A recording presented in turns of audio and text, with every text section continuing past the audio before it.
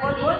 Team number 2 પ્રાણી. અને આ ચિત્ર અને બધું અમે ટીમમાં કામ કરીને દોર્યું છે અને સસલા વિશેનો અમે એક વાળગીત લખ્યો છે જેનાથી આપણે ટીમ પ્રાણીઓ. સસલા પ્રાણીઓ પ્રાણીઓ છે. પ્રાણીઓ અમારી ટીમ પ્રાણીઓ